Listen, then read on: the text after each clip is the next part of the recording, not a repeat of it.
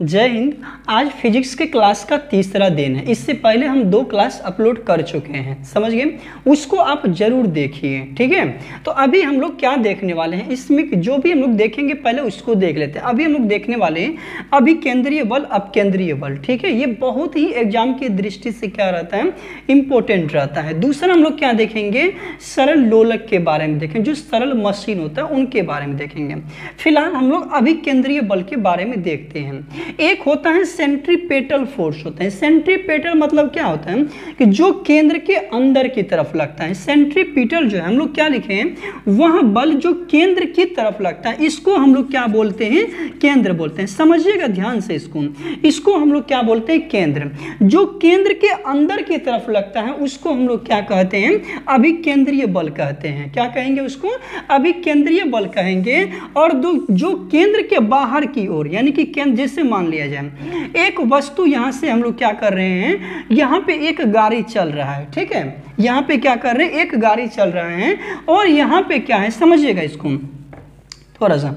जैसे ये मोड़ है, ये रोड है, ठीक है, ये रोड पॉइंट है।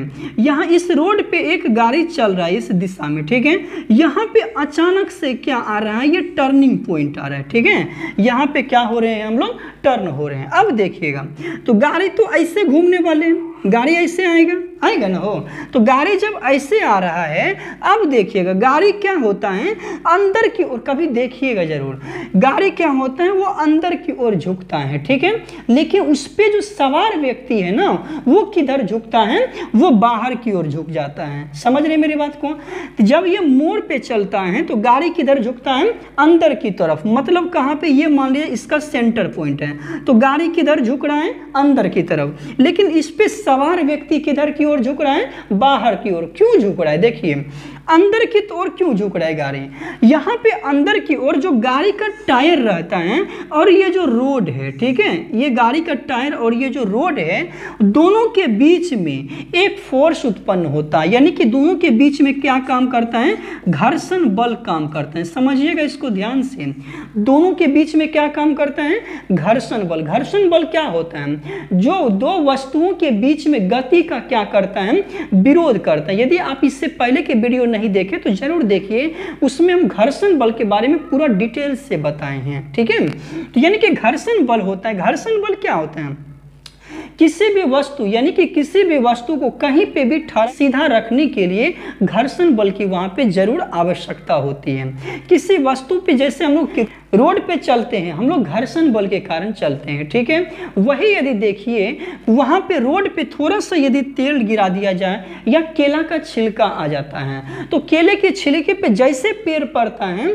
तो पैर क्या हो जाता है, फिसल जाता है। पैर क्या होता है, वो फिसल जाता है। क्यों फिसलता है, चूंकि पैर और रोड के बीच में क्या है, घर्षण बल नहीं काम कर रहा है, इसके चलते। तो वही बात यहाँ पे है, जब ये रोड है, रोड पे क्या हो रहा है, गाड़ी मुड़ रहा है, तो गाड़ी फोर्स किधर की ओर लगा रहा है, अंदर की ओर। फोर्स किधर लगा रहा है, अंदर की ओर।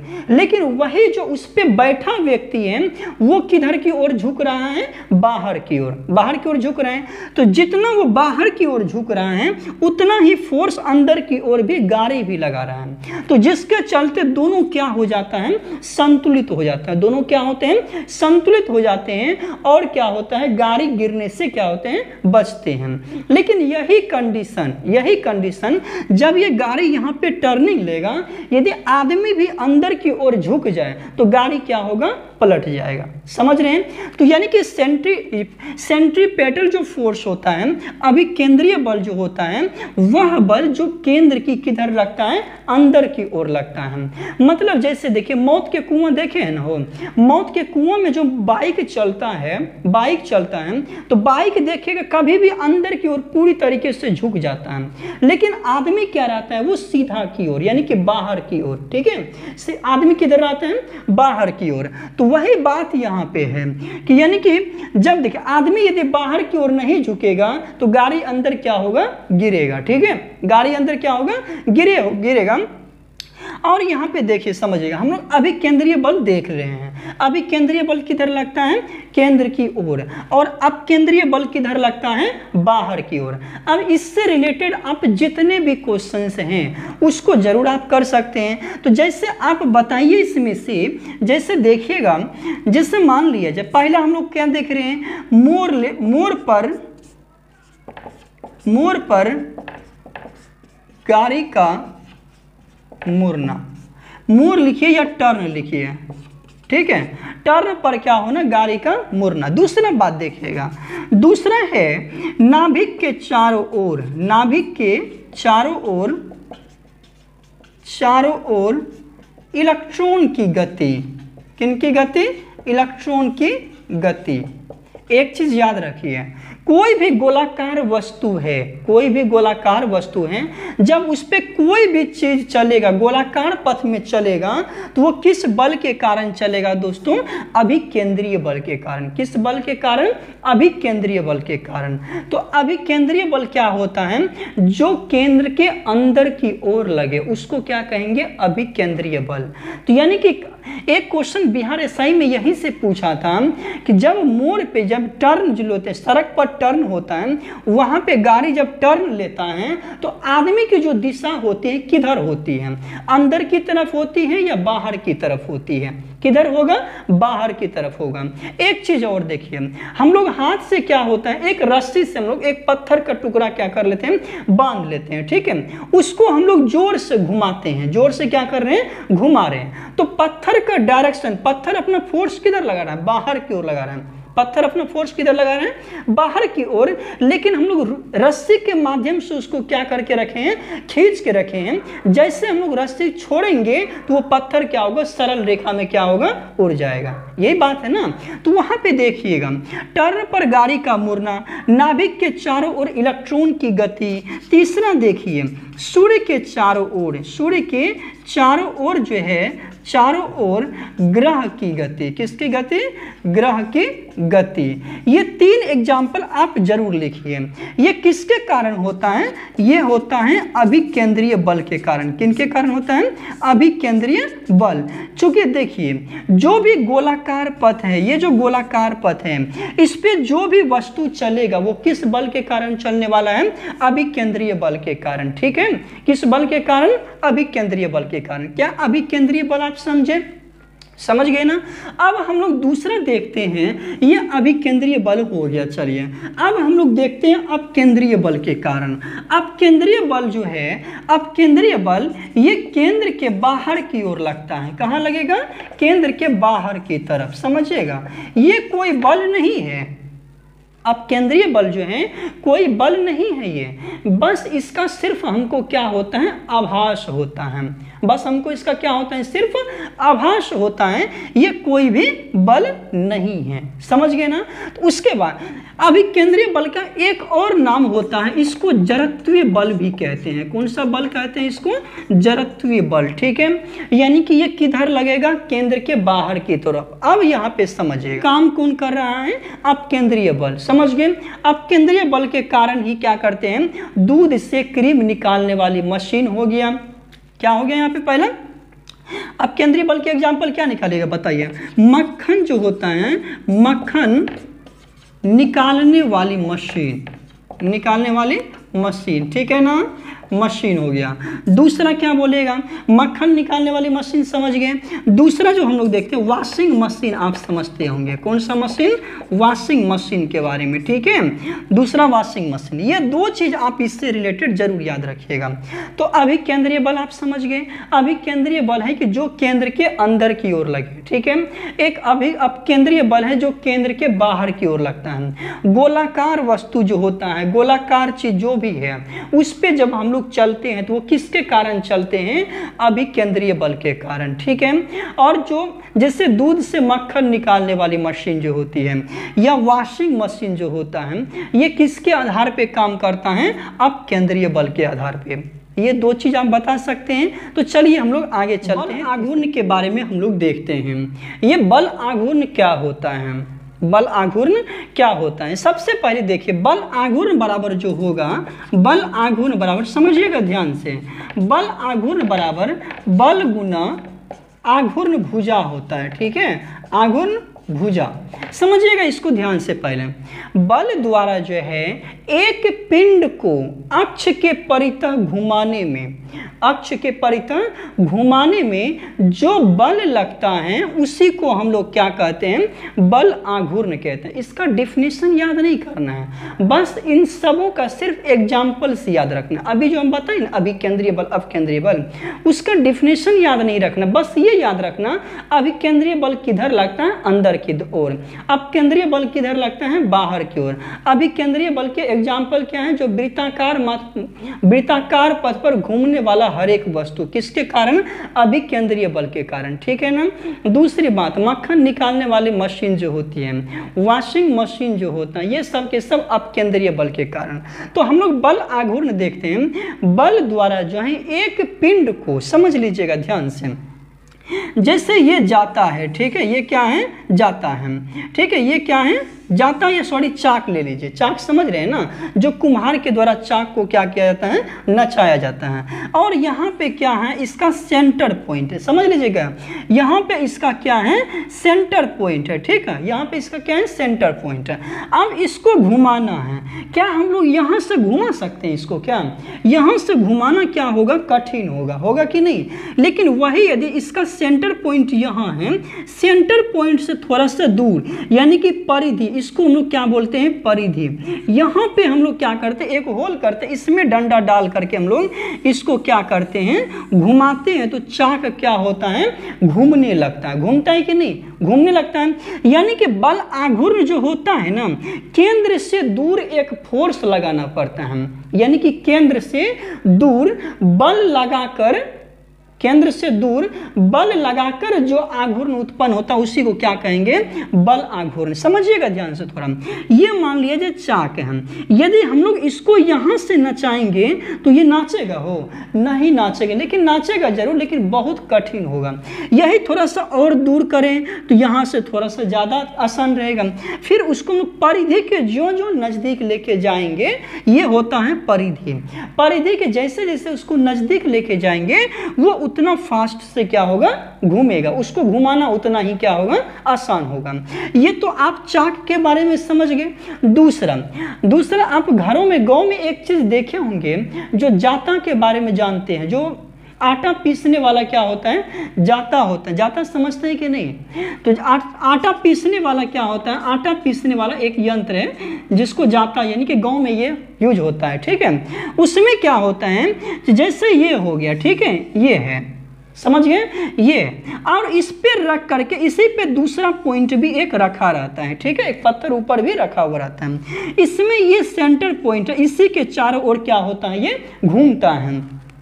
इसके चारों ओर घुमाने के लिए इसको कहाँ से पकड़ना, किधर से पड़ेगा, यहाँ से पकड़ना पड़ेगा या इधर से, तो इसको यहाँ से पकड़ना पड़ेगा। ठीक है, यहाँ से पकड़ करके हम लोग क्या करते हैं, इसको घुमाते हैं। समझ गए, चूंकि दूर से, परिधि के नज़दीक से पकड़ना क्या होता है, आसान होता है, और घुमाना क्या होता है, उसको आसान होता है। तो हम लोग क्या देख रहे हैं, बल आघूर्ण जो होता है, बल द्वारा एक पिंड को अक्ष के परितः घुमाने की प्रवृत्ति को ही क्या कहेंगे, बल आघूर्ण कहेंगे। तो इसमें एग्जाम्पल आप क्या याद रखिएगा, इसमें एग्जाम्पल 2-3 एग्जाम्पल पहले देख लीजिए। इसमें जो एग्जाम्पल रखना है, देखिएगा, घरों में गेहूं पीसने वाला जाता, ठीक है, क्या होता है, जाता। दूसरा देखिएगा, दूसरा आप देख लेते हैं, कुम्हार द्वारा चाक को चलाया जाना। ठीक है, कुम्हार द्वारा किसको चलाया जाना, चाक को जलाया जाना। तीसरा पानी द्वारा, पानी निकालने वाली हैंड पंप। चापाकल देखे हैं, हो चापाकल देखे हैं तो समझ लीजिए एक बार, बल आघूर्ण क्या होता है। बल आघूर्ण होता है कि जैसे एक बार फिर से समझिएगा, ये पॉइंट हो गया, ठीक है, ये क्या हो गया, पॉइंट हो गया।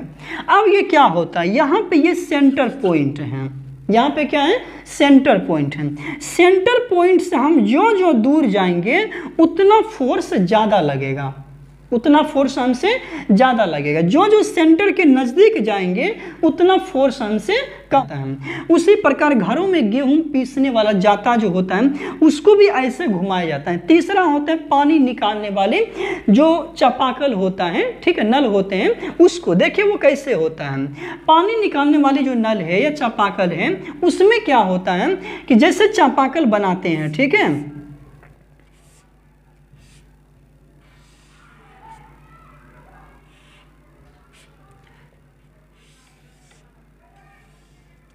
ऐसे होता है, मतलब मान लीजिए ऐसे ही है, ठीक है। अब यहाँ से देखिए हम लोग चलाते कहाँ से, यहाँ से पकड़ करके चलाते हैं, ठीक है। क्योंकि यदि हम लोग यहाँ से चलाएंगे तो बड़ा कठिन होगा, लेकिन हम लोग चलाते कहाँ से, इस पॉइंट से चलाते हैं ताकि वो क्या हो, आसान होता है। इसलिए देखिए आप यहाँ पे एग्जाम्पल सिर्फ यही याद रखना है। घरों में गेहूँ पीसने वाला जो जाता होता है किस पे काम करता है, तो बल आघूर्ण पे। चाक जो कुम्हार द्वारा जो चाक को चलाया जाता है वो किस पे काम करता है, तो बल आघूर्ण पे। तीसरा, पानी निकालने वाले जो हैंड पंप होती है वो किस पे काम करता है, बल आघूर्ण पे। क्या आप इतना पॉइंट समझे। अब इसका थोड़ा सा हम लोग मात्रक देख लेते हैं। बल आघूर्ण बराबर क्या देखें, बल आघूर्ण बराबर, बल का ऐसे मात्रक क्या होता है, न्यूटन। आघूर्ण भुजा, इसका मात्रक क्या होता है, मीटर। यानी कि इसका एसआई मात्रक क्या हो जाएगा, ये हो गया इसका एसआई मात्रक, क्या लिखेंगे, एसआई मात्रक हो जाएगा न्यूटन मीटर। तो बल आघूर्ण का एसआई मात्रक क्या, न्यूटन मीटर। अब यहाँ देखिए बल आघूर्ण जो होता है ये कौन सी राशि है, ये है सदिश राशि। कौन सी राशि है, ये सदिश राशि। समझ गए। अभी आप कितना पॉइंट देखे, 3 पॉइंट देख चुके हैं। पहला आप किसको देखे हैं, अभिकेंद्रीय बल के बारे में। पहला किसको देखें, अभिकेंद्रीय बल। अभिकेंद्रीय बल किधर लगता है, अभिकेंद्रीय। दूसरा क्या देखें, अपकेंद्रीय। अपकेंद्रीय किधर लगता है, केंद्र के बाहर की ओर। अभिकेंद्रीय केंद्र के अंदर की ओर, अपकेंद्रीय केंद्र के बाहर की ओर, ठीक है। जैसे एग्जाम्पल पूछेगा, सूर्य के चारों ओर ग्रह की गति किसके कारण होती है, अभिकेंद्रीय बल के कारण, ठीक है ना। मोर पर चलता हुआ गाड़ी किसके कारण चलता है, तो वो चलता है अभिकेंद्रीय बल के कारण। मौत के कुएं में जो गाड़ी चलता है किसके कारण चलता है, अभिकेंद्रीय बल के कारण। ये तो समझ रहे हैं आप, समझ रहे कि नहीं। उसके बाद देखिए हम लोग, यानी कि नाभिक के चारों ओर इलेक्ट्रॉन की जो गति होती है किसके कारण होती है, अभिकेंद्रीय बल के कारण। बस ये एग्जाम्पल ही याद रखना है। उसके बाद होता है अपकेंद्रीय बल। अपकेंद्रीय बल होता है जो बाहर की ओर काम करता है, ठीक है, जो बाहर की ओर काम करते हैं। एक क्वेश्चन ऐसे बनता है, जब बाइक मोड़ लेता है, ठीक है, बाइक क्या करता है, मोड़ लेता है, तो बाइक पे कौन सा बल काम कर रहे हैं, अभिकेंद्रीय बल। लेकिन वो उस पे जो आदमी बैठा हुआ है, आदमी पे कौन सा बल काम कर रहा है, अपकेंद्रीय बल। कौन सा बल, अपकेंद्रीय बल। जैसे आप देखिएगा, आप झूला झूल रहे हैं, ठीक है, क्या कर रहे हैं, वो जो तारा झूला रहता है ना, बड़ा सा झूला, उसको आप क्या कर रहे हैं, झूल रहे हैं, ठीक है। तो झूला जो फोर्स किधर की ओर लगा रहे हैं, सेंटर की ओर, लेकिन आप अपने बल का अनुभव किधर कर रहे हैं, बाहर की ओर कर रहे हैं। तो यदि झूला ज्यादा फास्ट चलेगा ना, तो आप क्या कीजिएगा, ऊपर उठ जाइएगा, होता है ऐसा। तो वही बात है, आदमी के ऊपर कौन सा फोर्स काम कर रहे हैं, अपकेंद्रीय बल, और झूले के अंदर कौन सा काम कर रहे हैं, अभिकेंद्रीय बल, ठीक है। बल आघूर्ण के आप एग्जाम्पल बता सकते हैं, जाता के बारे में देख लिए, चाक द्वारा कुम्हार जो होता है, कुम्हार के द्वारा चाक को चलाया जाना देख लिए। तीसरा आप किसको देखें, हैंड पंप। हैंड पंप किस पे काम करता है, बल आघूर्ण पे। ये चीज याद रहेगा। तो चलिए सरल मशीन के बारे में, किनके बारे में देखेंगे, सरल मशीन, ठीक है। यहाँ से भी क्वेश्चंस पूछे जाते हैं। तो सरल मशीन, इसी से रिलेटेड एक बार क्वेश्चन बिहार एसआई में फिर से पूछा गया था। तो फिलहाल हम देखते हैं क्या करते हैं। वहाँ पे 4 को कथन दे देगा, उसी में से बोलेगा निम्न में से कौन सा कथन सही है या गलत है, ठीक है ना। तो फिलहाल हम लोग देखते हैं सरल मशीन। सरल मशीन जो होता है यह बल आघूर्ण के सिद्धांत पे काम करता है। किस पे, बल आघूर्ण के सिद्धांत पर, ठीक है, बल आघूर्ण के सिद्धांत पर कार्य करता है। समझिएगा इसको। सरल मशीन किसके सिद्धांत पे काम करता है, बल आघूर्ण के सिद्धांत पे। ये चीज याद रहेगा, ठीक है। सरल मशीन क्या होता है, यह एक ऐसे युक्ति है, यह एक ऐसी युक्ति है जिसके माध्यम से किसी वस्तु को क्या करते हैं, हम लोग उठाते हैं। सरल मशीन जो है एक ऐसी युक्ति है जिसके माध्यम से किसी वस्तु को हम लोग क्या करते हैं, उठाते हैं। समझ गए ना सरल मशीन क्या है। अब इसमें इसका एग्जाम्पल यदि देखिएगा, जैसे आएगा उत्तोलक आएगा। कौन सा आएगा, उत्तोलक। पहला कौन आएगा, उत्तोलक। बोले तो लीवर। इसी के बारे में हम लोगों को अभी पढ़ना है। समझ गए, इसी के बारे में हम लोगों को अभी पढ़ना है। तो फिलहाल इससे पहले 2 पॉइंट देख लेते हैं। सरल मशीन आप समझ गए, जिसके माध्यम से किसी वस्तु को क्या करते हैं, उठाते हैं। तो ये सरल मशीन हो गया। सरल मशीन किसके आधार पे काम करते हैं, बल आघूर्ण के सिद्धांत। यहाँ से 2 पॉइंट हमेशा याद रखिएगा। पहला, सरल मशीन जो होता है, सरल मशीन की दक्षता समझ रहे हो, इफिशिएंसी यानी कि क्षमता जो होती है, दक्षता 100% से कम होती है। 100% से क्या होती है, कम होती है। ये चीज याद रखिए, सरल मशीन की दक्षता 100% से क्या होती है, कम होती है। दूसरा, एक आदर्श सरल मशीन जो है, सरल मशीन की दक्षता 100% होती है। समझिएगा, एक आदर्श जो सरल मशीन होती है उसकी दक्षता कितनी होती है, 100%। और जो एक सिंपल मशीन होता है उसकी दक्षता हमेशा 100% से क्या होता है, कम होता है। आदर्श सरल मशीन की दक्षता कितना होती है, 100% होती है, जो कि संभव नहीं है, जो कि संभव नहीं है। ये 2 पॉइंट आप जरूर नोट कर लें, ठीक है, वीवीआई है। तो सरल मशीन की दक्षता कितनी होती है, 100% से कम होती है। आदर्श सरल मशीन की दक्षता कितना होती है, 100%, ठीक है। और सरल मशीन जो है किसके सिद्धांत पे काम करता है, ये बल आघूर्ण के सिद्धांत पे काम करता है। याद रहेगा इतना, सरल मशीन जो है बल आघूर्ण के सिद्धांत पे काम करता है। बल आघूर्ण आप इससे पहले पढ़ चुके हैं। उसके बाद सरल मशीन की दक्षता 100% से कम होती है। एक आदर्श सरल मशीन की दक्षता कितना होती है, 100%। अब हम लोग के बारे में देखने वाले हैं उत्तोलक। इससे पहले हम लोग सरल मशीन के बारे में देखे हैं। सरल मशीन किसके सिद्धांत पे काम करते हैं, बल आघूर्ण के सिद्धांत पे। और सरल मशीन जो होता है इनकी दक्षता 100% से क्या होती है, कम होती है। ये चीज तो समझ रहे हैं अपन। अब देखिए उत्तोलक क्या होता है। उत्तोलक में ये 3 पॉइंट आपको यूज होगा। कितना पॉइंट, 3 पॉइंट। 3 पॉइंट में क्या होता है, ये जो आलंब है समझिएगा। आलंब क्या होता है, जिस बिंदु के चारों ओर घूमता है। आलंब क्या होता है, जिस बिंदु के चारों ओर घूमता है उसको हम लोग क्या बोलेंगे, आलंब। समझ लीजिएगा, जैसे आप एक कैंची बनाते हैं, ठीक है, ये कैंची है, ठीक है। अब समझिएगा इसको ध्यान से, कैंची है मान लीजिए। अब ये जैसे मान लीजिए कैंची है, ठीक है। अब ये क्या है, कैंची। समझिएगा, कैंची जो है यहाँ पे एक पॉइंट होता है। यहाँ पे क्या होता है, एक पॉइंट होता है। कैंची इसी के चारों ओर क्या होता है, घूमता है। तो जिस निश्चित बिंदु के चारों ओर कोई वस्तु घूमता है उसको हम लोग क्या कहते हैं, आलंब। इसको क्या कहेंगे हम लोग, आलंब कहेंगे।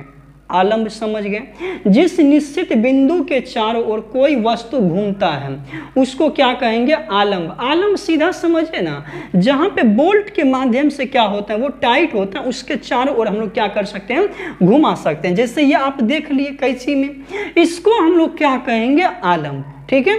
अब यहाँ पे देखिए दूसरा होता है भार। भार बोले तो क्या, लोड। यानी कि भार कहाँ पे, कैंची जो होता है, कैंची में कोई वस्तु कहाँ पे रखते हैं बताइए तो, आगे रखते हैं कि पीछे रखते हैं, आगे न रखते हैं। तो यानी कि लोड हम लोग कहाँ पे दे रहे हैं, आगे दे रहे हैं। तो भार हम लोग यहाँ पे रख रहे हैं ना। क्या सिर्फ रखने से वो कट जाता है, नहीं ना हो। और नीचे पीछे से क्या लगाते हैं हम लोग, फोर्स लगाते हैं। तो समझ लीजिएगा, क्या आप लोड के बारे में समझ चुके हैं? भार समझते हैं ना क्या है? तो भार समझ गए, ठीक। वस्तु का जो वेट होता है, ठीक है। दूसरा आलम्ब होता है, आलम्ब को बोलते हैं फलक्रम। क्या बोलते हैं? फलक्रम बोलते हैं, ठीक है। एफ से डिनोट करेंगे, तो आलम्ब को बोलेंगे एफ, फलक्रम, जिसके चारों ओर कोई वस्तु घूमता है। तीसरा कंडीशन हम लोग देख लेते हैं, आयास। इसको क्या बोलेंगे? आयास। आयास जो होता है एक प्रकार का, ये क्या होता है? बल होता है। आयास होता है कि जहां पे हम लोग फोर्स लगाते हैं, जहां पे हम लोग फोर्स लगाते हैं उसी को हम लोग क्या कहेंगे? आयास। उम्मीद है आप ये समझ चुके होंगे। तो पहला ये बताइए, आलम्ब समझे क्या? आलम्ब होता है जिसके चारों ओर क्या होता है? वो घूमता है। आलम्ब को किससे डिनोट करेंगे? एफ से। दूसरा आयास होता है, आयास होता है जहां पे फोर्स लगाते हैं, ठीक है। जहां पे फोर्स हम लोग लगाते हैं उसको क्या कहेंगे? आयास। इसको बोलते हैं इफोर्ट। तीसरा होता है भार। भार बोले तो वेट, जो उस वस्तु का वेट है। समझ गए? अब यहाँ पे इसमें कुछ प्रकार है, ये चीज याद रहेगा। आलम्ब, आयास और क्या है? भार है। तो ये चीज जरूर याद रखिएगा। अब ये देखिए, जो उत्तोलक है ये 3 प्रकार के होते हैं। उत्तोलक कितने प्रकार के होते हैं? उत्तोलक जो है, समझिएगा इसको, यहां से क्वेश्चन पूछा जाता है, नहीं हो तो प्रीवियस ईयर जरूर उल्टा के देखा करें आप। तो देखिएगा, उत्तोलक कितने प्रकार के होते हैं? 3 प्रकार के। ये हो गया प्रथम श्रेणी। ये कौन सी श्रेणी हो गया? प्रथम श्रेणी। ये हो गया आपका द्वितीय श्रेणी। ये कौन सा श्रेणी है? द्वितीय श्रेणी। ये आपका तृतीय श्रेणी, ठीक है ना। समझिएगा, इससे हम लोग देखेंगे प्रथम श्रेणी, द्वितीय श्रेणी, तृतीय श्रेणी, ठीक है। अब समझ लीजिए, प्रथम श्रेणी में क्या होता है? जो आलम्ब होता है एफ, क्या है? आलम्ब एफ, किसके बीच में? ई और एल के बीच में। ई एल समझ रहे हो? ये हो गया effort, E double F O R T, effort. ये हो गया फलक्रम, ये क्या हो गया? फलक्रम। और ये क्या हो गया? लोड। अभी हम बताएं ना आपको जस्ट, यानी कि इफोर्ट क्या होता है? जहां पे बल लगाते हैं। दूसरा फलक्रम क्या होता है? जिसके चारों ओर वो घूमता है। समझ गए? तीसरा लोड क्या होता है? जहां पे वस्तु का पूरा भार रहता है, ठीक है। तो हम लोग देखिए, प्रथम श्रेणी में क्या रहता है? बीच में जो होता है घूमने वाला पॉइंट रहेगा। एग्जाम्पल बता सकते हैं, जैसे कैंची देखे हैं वो, तो कैंची में घूमने वाला कहाँ रहता है? बीच में रहता है, बीच में नट रहता है, उसके चारों ओर क्या करते हैं? वो घूमता है। दूसरा देखिए, जो पैच का, ये क्या बोलते हैं? पिलास बोलते हैं ना उसको, पिलास देखे हैं। तो पिलास भी क्या रहता है? बीच में रहता है। और लोड कहाँ पे रहता है? छोर पे रहता है। और फोर्स हम लोग कहाँ लगाते हैं? यहाँ पे। तो समझ गए ना। तो इसके लिए आप क्या लिखिएगा? जैसे में कैंची लिखिएगा, दूसरा पिलास, कैंची हो गया, फिर क्या हो गया? पिलास हो गया, फिर तीसरा तराजू लिखिएगा। हो तराजू समझ रहे हैं ना। तो तराजू में कैसा रहता है? तराजू ये डंडी है, इसके चारों ओर यहाँ पे क्या रहता है? यहाँ पे लोड रहता है ना, यहाँ पे लोड रहता है, यहीं पे ना इफोर्ट रहता है, इसी के न चारों ओर घूमता है, वो आगे पीछे होता है कि नहीं होता है। तो यहाँ पे क्या रहता है? ये, इसको बोलेंगे फलक्रम। यहाँ पे फोर्स लगता है, ठीक है। ये तो आप समझ रहे हैं। तो वही बात यहाँ पे भी है। तो कैंची हो गया, पिलास हो गया, तराजू हो गया। कैंची, पिलास और तराजू, समझ गए? कैंची, पिलास और तराजू। तीसरा देख लेते हैं, साइकिल का ब्रेक देखे हैं? साइकिल का ब्रेक, ठीक है ना। साइकिल का क्या हो गया? ब्रेक हो गया। क्या इतना याद रहेगा? साइकिल का ब्रेक भी एक निश्चित बिंदु के चारों ओर घूमता है। सिंपली याद रखें, बीच में जहाँ पे घूमने वाला पॉइंट हो, कैंची में बीच में घूमने वाला पॉइंट है, पिलास में भी बीच में है, ब्रेक, साइकिल के ब्रेक में भी बीच में रहता है, और तराजू में भी बीच में रहता है ना। दूसरा चलिए हम लोग द्वितीय श्रेणी में क्या होता है? द्वितीय श्रेणी में ये होगा कि यहाँ पे जो है इफोर्ट, इफोर्ट कहाँ आ जाएगा? बीच में। इफोर्ट कहाँ आएगा? बीच, सॉरी बगल में। इफोर्ट और फलक्रम के बीच में क्या आ जाएगा? लोड। किस में आ जाएगा, लोड। इफोर्ट तो आप समझ रहे हैं जहां पे फोर्स लगाते हैं, जहां पे फोर्स क्या करेंगे, लगाएंगे, ठीक है। फलक्रम आप समझ रहे हैं जिसके चारों ओर घूमता है। अब इसको कोई एग्जांपल, बीच में लोड डालते हैं, ठीक है। अब लोड कहां डालते हैं, बीच में लोड किस में होता है बताइए, तो आप बताइए। नींबू निचोड़ने वाली मशीन देखे हैं कि नहीं देखे हैं? तो नींबू निचोड़ने वाली जो मशीन होती है उसमें देखिएगा छोर पे क्या रहता है, घूमने वाला रहता है कि नहीं, ठीक है। उसी के बीच में नींबू डाल देते हैं और बगल से फोर्स लगा देते हैं तो क्या होता है, रस उससे निकल जाता है। दूसरी बात, सरौता देखे हैं सुपारी काटने वाला, तो सरौता क्या होता है कि बगल में घूमने वाला पॉइंट रहता है, बीच में सुपारी डालते हैं, इधर से कचाक से क्या करते हैं, दबा देते हैं, तो सुपारी क्या हो जाता है, कट जाता है। तो समझ गए ना। तो यानी कि हम क्या देखें अब यहाँ पे, द्वितीय श्रेणी का उत्तोलक क्या देखें, द्वितीय श्रेणी का जो उत्तोलक होता है इसमें लोड कहाँ रहता है, बीच में रहता है, ठीक है। और यहाँ पे देखें घूमने वाला पॉइंट कहाँ रहेगा, लास्ट में, समझ रहे हैं, घूमने वाला पॉइंट कहाँ, लास्ट में। यही तीनों चेंज होगा। अभी देखिए ई है, एफ है, एल है, तो एल लोड सबसे बाहर में, लोड जब सबसे बाहर में रहेगा तो उसको प्रथम श्रेणी, जैसे बताइए कैंची कहाँ, बाहर में ना कि नहीं, तराजू में सबसे बाहर में, नीचे में ना लोड रहता है कि नहीं। और उसके बाद क्या देख रहे हैं, पिलास देख रहे हैं, पिलास में बाहर में लोड रहता है, तो वही बात है। दूसरा, जब लोड बीच में हो, तो लोड जब बीच में हो तो कौन सा श्रेणी, द्वितीय श्रेणी। जब लोड सबसे अंतिम किनारे पे हो तो प्रथम श्रेणी, जब लोड बीच में हो तो द्वितीय श्रेणी, समझ रहे हैं। जब लोड देखिएगा ये कौन सा श्रेणी हो गया, द्वितीय श्रेणी। इसमें एग्जाम्पल क्या बताइएगा, बताइए तो, सरौता बताइएगा, क्या बताइएगा, सरौता। दूसरा, नींबू निचोड़ने वाली मशीन, नींबू निचोड़ने वाली मशीन, यही ना हो, नींबू निचोड़ने वाली मशीन। तीसरा बताइए तो, खैनी काटने वाला भी मशीन, देखे हैं क्या, खैनी काटने वाला मशीन। उसी प्रकार वो भी आप लिख सकते हैं। तो यहाँ पे देख लिए क्या, कैंची देख ली, ये सरौता देख लिए, नींबू निचोड़ने वाली मशीन देख लिए, तंबाकू काटने वाली मशीन देख लिए, कब्जे पर घूमने वाला दरवाजा, समझ गए जी। ये दो चीज समझे कि नहीं। नींबू निचोड़ने वाली मशीन कौन सा श्रेणी, द्वितीय श्रेणी है कि नहीं। दूसरा, सरौता कौन सा श्रेणी है, द्वितीय श्रेणी है ना। और ये क्या बोलते हैं जैसे कैंची कौन सा श्रेणी है, प्रथम श्रेणी है कि नहीं, कैंची प्रथम श्रेणी है। उसके बाद क्या बोलते हैं, पिलास कौन सा श्रेणी, पिलास कौन सा श्रेणी है, पिलास बोल रहे हैं, पिलास कौन सा श्रेणी है, प्रथम श्रेणी। इस प्रकार प्रथम श्रेणी, द्वितीय श्रेणी आप समझे कि नहीं, समझ चुके हैं ना। तीसरा देखिए अभी आप, अब यहाँ पे देखिए, अब ये जगह चेंज होगा, हम लोग फोर्स कहाँ लगाएंगे, बीच में, फोर्स कहाँ लगाएंगे, बीच में, समझिएगा। ये लोड आ जाएगा साइड में, लोड कहाँ आएगा, साइड में, लोड आ गया साइड में, फोर्स लगाएंगे बीच में, फलक्रम आ गया लास्ट में, शुरू में क्या आ गया, फलक्रम, ठीक है। तो समझ लीजिए कैसे होता है। जैसे देखिए चिमटा देखे हैं कि नहीं देखे हैं, चिमटा देखे रोटी पकाने वाला, तो चिमटा जब देखे हैं, चिमटा कैसा होता है बताइए तुम।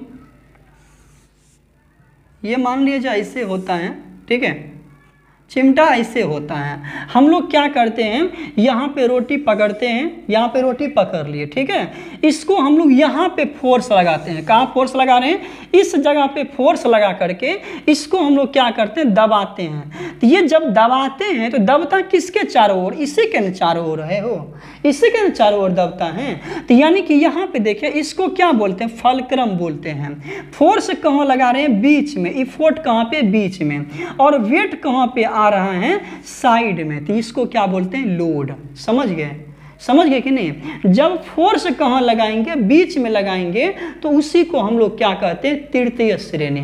तृतीय श्रेणी में बताइए, जैसे मनुष्य का हाथ, समझिएगा मनुष्य का हाथ कैसे है। मनुष्य का हाथ जैसे ये उंगली देख लीजिए, ठीक है, वस्तु को हम लोग कहाँ पकड़ रहे हैं, यहाँ पे पकड़ रहे हैं कि नहीं, वस्तु को यहाँ पे पकड़ रहे हैं। वेट मेरा कहाँ, बीच में काम कर रहा है कि नहीं, वेट तो मेरा बीच में ना काम कर रहा है कि इधर काम कर रहा है, वेट मेरा बीच में काम कर रहा है, ठीक है। यहीं पे यदि दो ज्वाइंटेड वस्तु रहेगा, किसके चारों ओर ज्वाइंट घूमेगा, इसके चारों ओर, लोड मेरा कहाँ पे रहेगा, यहाँ पे रहेगा, ठीक है। तो मनुष्य का जो हाथ है, समझ गए। उसके बाद चिमटा, कौन सा देखते हैं, चिमटा। दूसरा हल देखें, कभी खेत जोतते हुए हल देख लेते हैं, ठीक है, हल समझ रहे हैं ना जी, हल खेत जुताई करने वाला वो होता है। तो यानी कि आप क्या देख लिए, मनुष्य का हाथ, चिमटा और हल, ये तीन चीज आप समझ गए। पहला आप बताइए एग्जाम्पल में, प्रथम श्रेणी के उत्तोलक में क्या आएगा, कैंची आएगा, पिलास आएगा, तराजू आएगा, साइकिल का ब्रेक आएगा। द्वितीय श्रेणी में क्या आएगा, सरौता आएगा, नींबू निचोड़ने वाली मशीन आएगा। तृतीय श्रेणी में क्या आएगा, मनुष्य का हाथ आएगा, चिमटा आएगा, हल होगा, हल आएगा, ठीक है ना। तो क्या आप इस एग्जाम्पल को बता सकते हैं क्या? इसमें सिंपली ये एग्जाम्पल कुछ नहीं पूछने, ये सब कुछ नहीं पूछेगा, इसमें सिर्फ पूछेगा कि बताइए मनुष्य का हाथ किस श्रेणी का उत्तोलक है, तो कौन सा श्रेणी का उत्तोलक होगा, बताइए तो तृतीय श्रेणी का।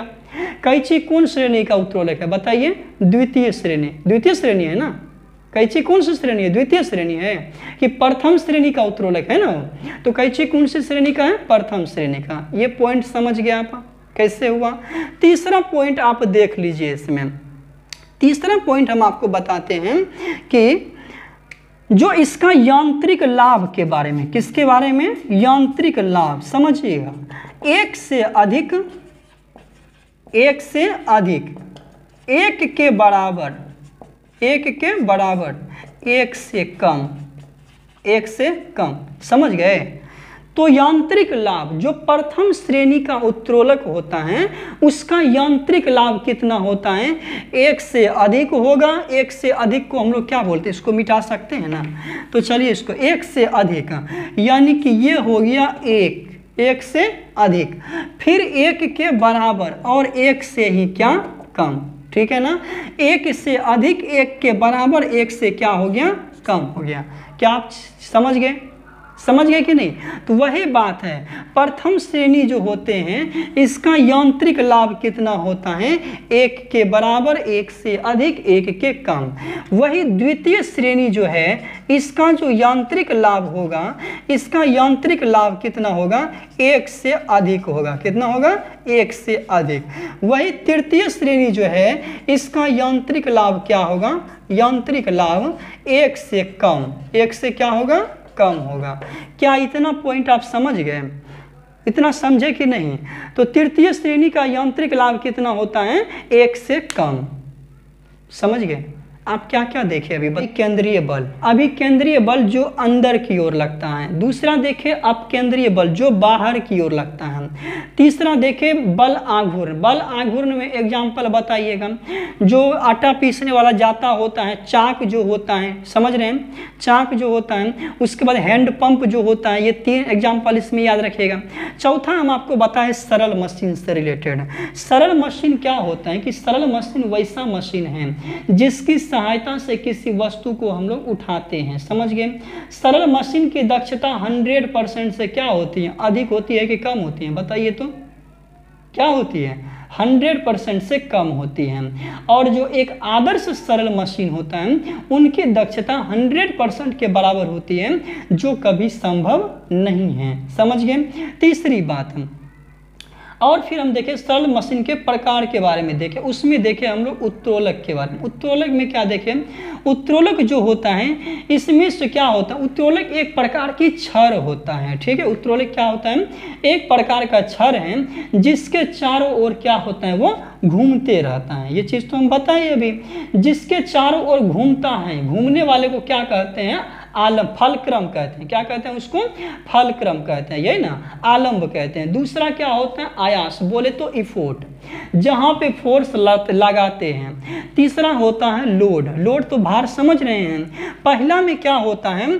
कि पहला में जो है लोड बगल में रहता है और घूमता यहाँ पे है, फल यहाँ पे रहता है, और यहाँ पे फोर्स कहाँ लगाते हैं हम लोग, बताइए तो, फोर्स कहाँ लगाते हैं, नहीं, पहला में क्या होता है, फोर्स बगल में और यहाँ पे घूमता है फलक्रम, ठीक है।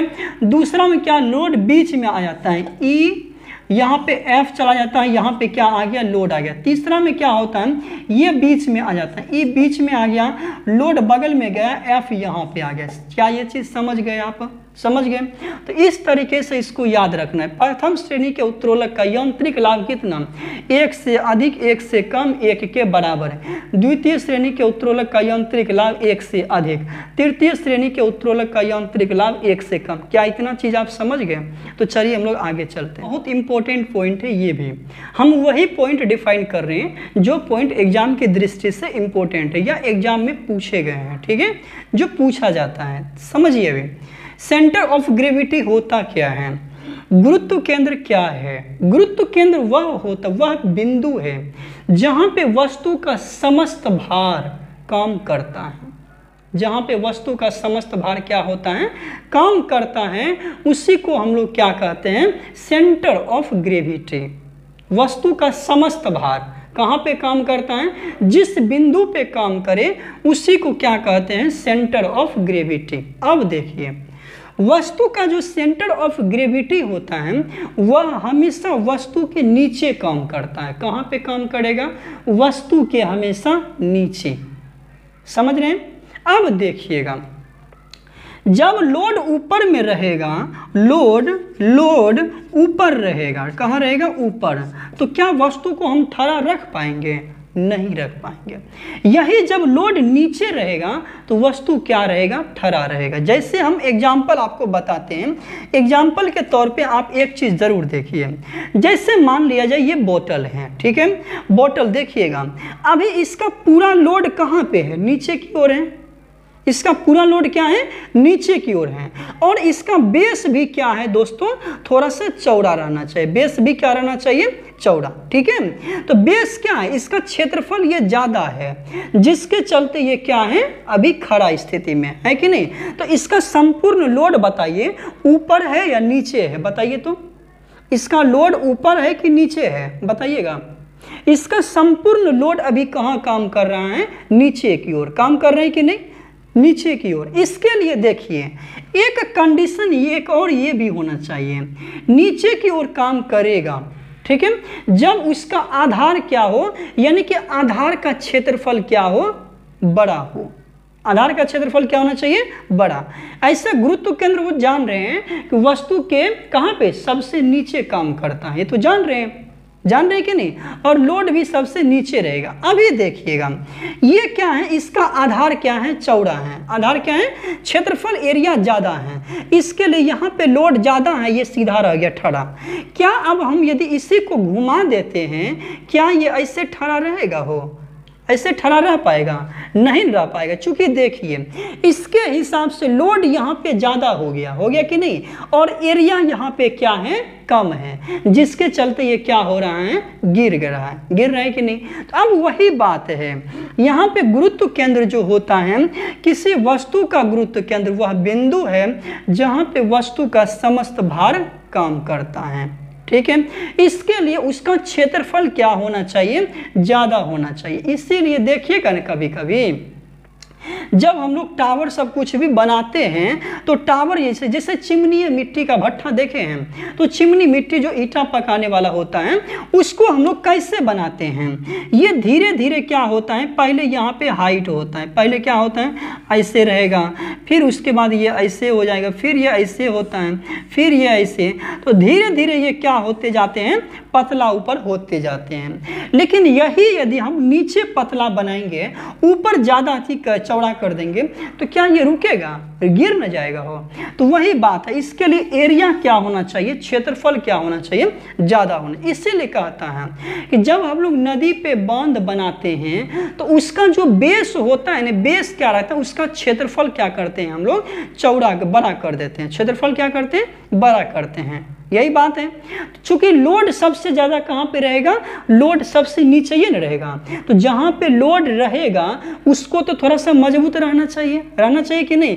इसीलिए कहता है कि बेस जो है मजबूत बनाना चाहिए, समझ गए। चूंकि संपूर्ण लोड यदि 10 मंजिला मकान है तो उस टोटल मंजिले मकान का वेट कहाँ रहेगा, उसके बेस पे रहेगा। यदि बेस कमजोर है तो मकान क्या हो जाएगा, गिर जाएगा। समझ रहे हैं कि नहीं समझे। तो वही बात है गुरुत्व केंद्र। किसी वस्तु का गुरुत्व केंद्र वह बिंदु है जहाँ पे वस्तु का समस्त भार काम करता है, और वस्तु का गुरुत्व केंद्र जो है वस्तु के ठीक कहाँ रहता है, हमेशा नीचे की ओर रहता है। अब इससे रिलेटेड कुछ समझिएगा, ये लिख लिए, इससे रिलेटेड कुछ समझिएगा। एक होता है संतुलन की स्थिति। कौन सी स्थिति? संतुलन। ये संतुलन, संतुलन किसको बोलेंगे? एक देखिएगा संतुलन, एक होता है अस्थाई, एक होता है अस्थाई, एक होता है उदासीन। समझ लीजिएगा ध्यान से, एक अस्थाई, एक अस्थाई, एक क्या होता है? उदासीन। अस्थाई संतुलन का मतलब है कि जैसे मान लिया जाए ये एक क्या है? ग्लास है, ये एक क्या है? ग्लास है। समझिएगा ध्यान से, ठीक है। ग्लास माने कुछ मान लीजिए, ये एक वस्तु है ना। इसको हम क्या कर दिए? थोड़ा सा इधर धक्का मार दिए, थोड़ा सा क्या कर दिए? धक्का मार दिए। तो जैसे धक्का मारे तो ये ग्लास उठ करके कैसे हो जाएगा? ये ऐसे हो जाएंगे, होंगे कि नहीं? ये ऐसे हो जाएगा, समझिएगा, ऐसे होगा ना, होगा कि नहीं? बट ये पूर्णतः अपनी वापस उस स्थिति में यदि आ जाए, ग्लास को ठोकर मारने के बाद यदि वह वापस अपनी स्थिति में आ जाए, उसको क्या कहते हैं? अस्थाई। मतलब किसी वस्तु की अवस्था को चेंज करने पर यदि वह पहले वाली अवस्था में आ जाए तो उसे क्या कहेंगे? अस्थाई। समझ गए? दूसरी अस्थाई क्या होता है? किसी वस्तु की अवस्था को जब इसको हम लोग चेंज कर दिए, यदि ये वापस अपनी अवस्था में नहीं आए, उसको क्या कहेंगे? अस्थाई। समझ रहे हैं ना? अस्थाई क्या होता है? किसी वस्तु की अवस्था को चेंज करने पर यदि वह पूर्ववत अवस्था में आ जाए, उससे अस्थाई। यदि वो नहीं आए तो उसे अस्थाई। जब वो अपने आप को पूरी तरीके से चेंज कर ले, क्या कर ले? चेंज कर ले। जैसे मान ले कोई वस्तु है, नीचे गिरा, वो क्या हो गया? टूट गया। तो वो अपनी आकृति भी चेंज कर लिया और अपनी स्थिति को भी क्या कर लिया? वो चेंज कर लिया। उसे क्या कहेंगे? उदासीन। क्या ये 3 पॉइंट आप समझ गए? अब देखिए यहां से क्या पूछेगा, देखिएगा। अस्थाई संतुलन जो होता है, अस्थाई संतुलन की शर्त, समझिएगा, ये चीज जरूर याद रखिएगा। अस्थाई संतुलन की शर्त क्या होनी चाहिए? हम क्या अभी बताएं कि वस्तु का जो गुरुत्व केंद्र है कहाँ पे रहना चाहिए? नीचे की ओर रहना चाहिए। कहाँ रहना चाहिए? नीचे की ओर, यही ना। तो पहला हम क्या लिखें? वस्तु का गुरुत्व केंद्र, पहला देखिए, लिखिए इसको, वस्तु का गुरुत्व केंद्र अधिक से अधिक नीचे रहना चाहिए। कहाँ रहना चाहिए? नीचे रहना चाहिए। समझिएगा, अभी गुरुत्व केंद्र हम आपको समझा दिए तो वो भी बात समझ गए हैं। वस्तु का गुरुत्व केंद्र अधिक से अधिक कहाँ रहना चाहिए? नीचे की ओर रहना चाहिए, ठीक है। दूसरा पॉइंट, गुरुत्व केंद्र से होकर जाने वाली ऊर्ध्वाधर रेखा वस्तु के केंद्र से गुजरना चाहिए। वस्तु के कहाँ से गुजरना चाहिए? केंद्र से गुजरना चाहिए। अब यहाँ पे देखिए, वस्तु के कहाँ से गुजरना चाहिए? केंद्र से। तो मतलब ये है ऊर्ध्वाधर रेखा जो जा रहा है वो वस्तु गुजरना कहाँ चाहिए? उसके सेंटर पॉइंट से। अब देखिए ध्यान से, जैसे मान लिया जाए आदमी है कि आदमी है ना, वो क्या कर रहे हैं? किसी पहाड़ी के ऊपर क्या हो रहा है? चढ़ रहा है। किसी पहाड़ी के ऊपर क्या हो रहा है? चढ़ रहा है, ठीक है। उसका क्या देखेगा? सेंटर पॉइंट देखिएगा, ठीक है। जो सेंटर पॉइंट है, सेंटर पॉइंट जो है उसका जो ऊर्ध्वाधर रेखा है सेंटर पॉइंट से गुजरना चाहिए। मतलब क्या है कि जब आदमी पहाड़ पे चढ़ता है, वह अपने आगे का जो पोर्शन होता है वो क्या करता है? नीचे की ओर झुका लेता है। नीचे की ओर क्या करता है? झुका लेता है। क्यों झुकाता है?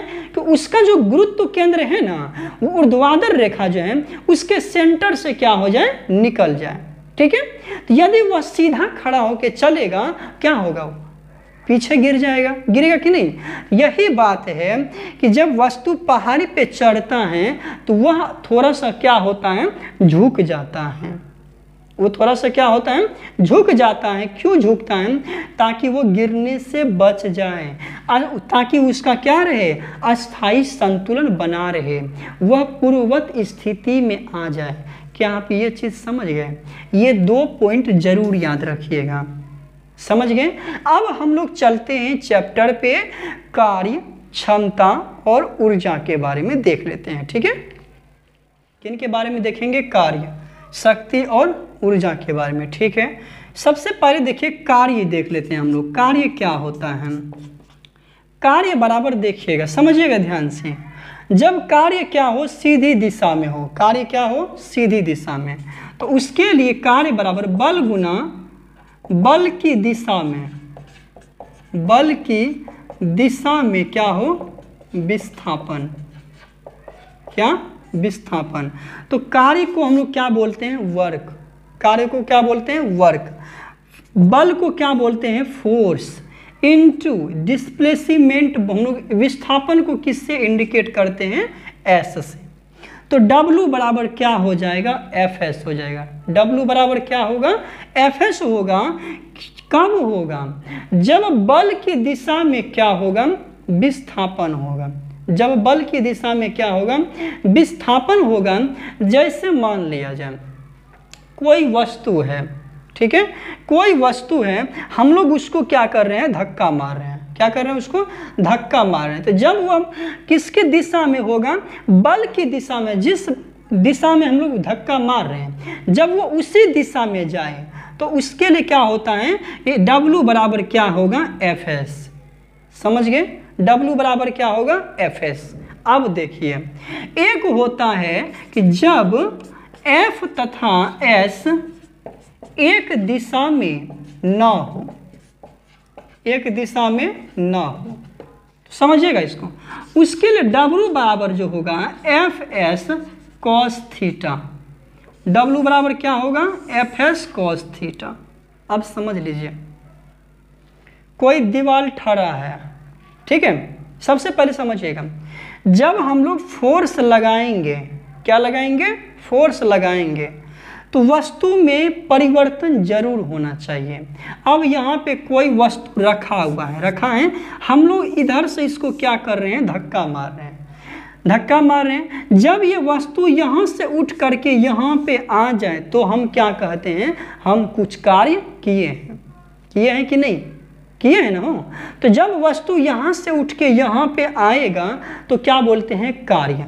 और ये वस्तु यहाँ से जो यहाँ तक आया उसी को हम लोग क्या कहते हैं? डिस्प्लेसमेंट, यानी कि विस्थापन कहते हैं। क्या कहते हैं उसको? विस्थापन। अब देखिए, जैसे एक दीवार है, ठीक है, दीवार को हम लोग जोर से धक्का मार रहे हैं, अब दीवार हिल भी नहीं रहा है। तो जब दीवार नहीं हिल रहा है तो हमारे द्वारा किया गया कार्य क्या होगा? शून्य न होगा कि नहीं होगा? समझिए कैसे होगा। दीवार को धक्का मार रहे हैं, क्या दीवार एक जगह से दूसरे जगह जा रहे हैं? क्या नहीं जा रहे ना। तो यानी कि यहाँ पे S बराबर क्या हो गया? 0। तो W बराबर F इंटू S का मान 0, तो W बराबर क्या हो गया? 0। तो कार्य का मान क्या हो गया? 0। तो जब दीवार को धक्का देंगे, दीवार नहीं हिल रहा है, एक जगह से दूसरी जगह नहीं जा रहा है, तो वैसे कंडीशन में कार्य क्या होगा? 0 होगा। समझ गए? दूसरा कंडीशन, एक आदमी जो है माथे पर बोझ लेकर के, ठीक है, माथे पे बोझ लेकर के सिर्फ और सिर्फ क्या है? वो ठहरा है। सिर्फ और सिर्फ क्या है? वो ठहरा है। तो जब दोस्तों वो 90 डिग्री के ऊपर खड़ा रहेगा, कैसे रहेगा? जब वो सीधा खड़ा रहेगा तो क्या उसके द्वारा कुछ काम किया है? किया गया? नहीं किया गया, क्योंकि वो जैसे को तैसे खड़ा है लेकर के, उसके द्वारा कोई काम नहीं किया गया है। जब वही आदमी थोड़ा सा झुक करके आगे चले, आगे क्या हो? चलने लगे, तो विस्थापन में क्या आ रहा है? चेंजिंग आ रहा है, तो उसके द्वारा किया गया कार्य होगा। होगा कि नहीं? होगा ना वो। तो वही बात है, देखिएगा यहाँ पे देखिए, कार्य समझ में आया कि नहीं? कार्य बराबर होता है बल गुना बल की दिशा में विस्थापन। एक दीवार में धक्का मार रहे हैं तो किया गया कार्य क्या होगा? शून्य ना होगा कि नहीं? किया गया कार्य क्या होगा? शून्य होगा। दूसरा, माथे के ऊपर बोझ लेकर के आदमी खड़ा है तो क्या होगा? किया गया कार्य शून्य होगा। समझ गए आप? दूसरी बात अब देखिए, ये तो चीज़ आप समझ ही गए होंगे, समझ गए ना? अब यहाँ पे देखिए, जब F तथा S की दिशा में हो तो ना हो तो ऐसे लिए किसका यूज करेंगे हम लोग? W बराबर FS cos थीटा। यहाँ पे देखिए कार्य कब महत्तम होगा? कार्य महत्तम होगा, समझिएगा, महत्तम होगा जब थीटा बराबर कितना होगा? 0। समझिएगा ध्यान से, जब थीटा बराबर क्या होगा? 0 होगा। देखिए अभी हम दीवार को धक्का मारे, सीधा सीधा ऐसे धक्का मारे तो क्या उस पर वेट लगेगा? फोर्स लगेगा जी? नहीं ना। तो वही जब हम लोग थोड़ा सा पैर को पीछे लेंगे फिर धक्का मारेंगे तो उस पर क्या लगेगा? फोर्स लगेगा। यानी कि कुछ ना कुछ हम लोग कार्य करेंगे। जब दीवार हिलेगा तो कार्य तो करेंगे। तो वही बात है, कार्य महत्तम कब होगा? जब थीटा बराबर 0। वही बात है, कार्य न्यूनतम होगा। न्यूनतम होगा कब? जब थीटा बराबर क्या हो? 90 डिग्री। जब थीटा बराबर क्या होगा? 90। दोस्तों जब थीटा से 90 डिग्री से हम लोग नीचे आएंगे, 90 से नीचे आएंगे और 0 से ऊपर आएंगे तो हमारे द्वारा काम होगा, ठीक है, हमारे द्वारा कार्य किया जाएगा। लेकिन 90 डिग्री के लिए कार्य क्या हो जाएगा? शून्य हो जाएगा। अब यहाँ समझ लीजिए, अभी आप कार्य समझ चुके हैं तो कार्य का एसआई मात्रक भी देख लेते हैं हम लोग। कार्य का एसआई मात्रक जो W है, WF यानी कि फोर्स का एसआई मात्रक क्या होता है? न्यूटन होता है, इनटू विस्थापन का एसआई मात्रक क्या होता है? मीटर, यानी कि W बराबर न्यूटन मीटर होता है। तो कार्य का जो है, कार्य का मात्रक क्या लिखेगा हो? Newton metre. क्या लिखेगा? Newton metre. और यही एसआई मात्रक जो होता है कार्य का, इसका क्या होता है? जूल होता है। क्या होता है? जूल होता है। कार्य का एसआई मात्रक क्या होता है? जूल। कार्य का एक और एसआई मात्रक होता है जिसको हम लोग क्या बोलते हैं? अर्ग बोलते हैं। क्या बोलेंगे? अर्ग। 1 जूल बराबर जो है 10⁻7 क्या होता है? अर्ग होता है। 1 जूल बराबर कितना होता है? 10⁻7 अर्ग। समझ गए आप?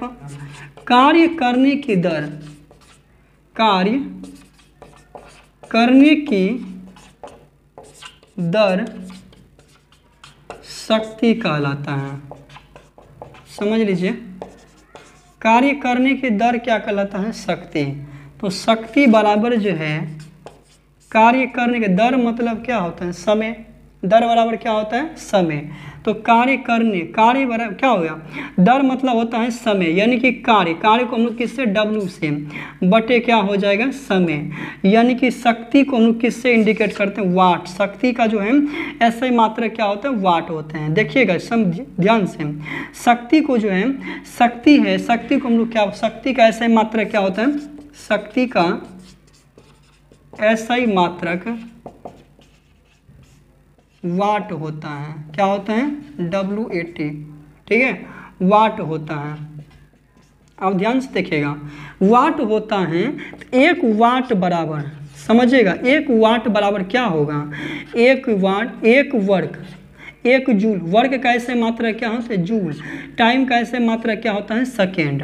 तो यानी कि 1 जूल बटे क्या हो जाएगा? 1 सेकेंड। यानी कि 1 वाट बराबर क्या लिखिएगा? 1 जूल पर क्या लिखिएगा? सेकेंड। यानी कि शक्ति का ऐसा ही मात्रा क्या होता है? वाट होता है। और शक्ति का ही ऐसा ही मात्रा क्या होता है? शक्ति का मात्रा क्या होता है? जूल पर सेकेंड। समझ गए? दूसरा होता है ऊर्जा। ऊर्जा जो होता है कार्य करने की क्षमता को ऊर्जा कहते हैं। ये 2 चीज याद रखिए, बहुत कंफ्यूजन रहता है। शक्ति में रहता है दर, ऊर्जा में रहता है क्षमता, याद रखिएगा, ठीक है।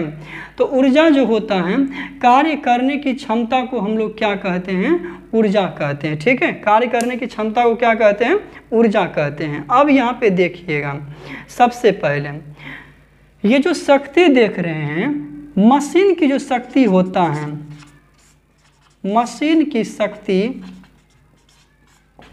अश्व शक्ति, अश्व शक्ति बोले तो हॉर्स, हॉर्स मतलब क्या होता है, अश्व, घोड़ा होता है। हॉर्स पावर, हॉर्स पावर में मापते हैं, तो वही कहता है 1 HP बराबर कितना होता है, 746 वाट होता है। 1 HP बराबर कितना होता है, 746 वाट, याद रखिएगा। दूसरा, कार्य का SI मात्रक क्या होता है, जूल होता है। तो यहाँ ऊर्जा का भी SI मात्रक क्या लिखेंगे, ऊर्जा का भी SI मात्रक क्या लिखेंगे हम लोग, जूल। ऊर्जा का SI मात्रक भी क्या होता है, जूल होता है। अब एक यहाँ पे हम क्या लिखे हैं, वाट, इसको क्या बोलते हैं, वाट, किलोवाट, क्या बोलेंगे इसको, किलोवाट, और इसको क्या बोलते हैं, मेगावाट, क्या बोलते हैं इसको, मेगावाट। और ये हॉर्स पावर किसका मात्रक होता है, शक्ति का मात्रक होता है। वही बोलता है वाट सेकेंड, किलोवाट घंटा, और वाट घंटा किसका मात्रक है, कार्य और ऊर्जा का मात्रक है। क्या ये चीज़ याद रहेगा। तो दोस्तों इतना चीज़ आप लोग याद रखें, ठीक है। मिलते हैं अगले वीडियो में, जय।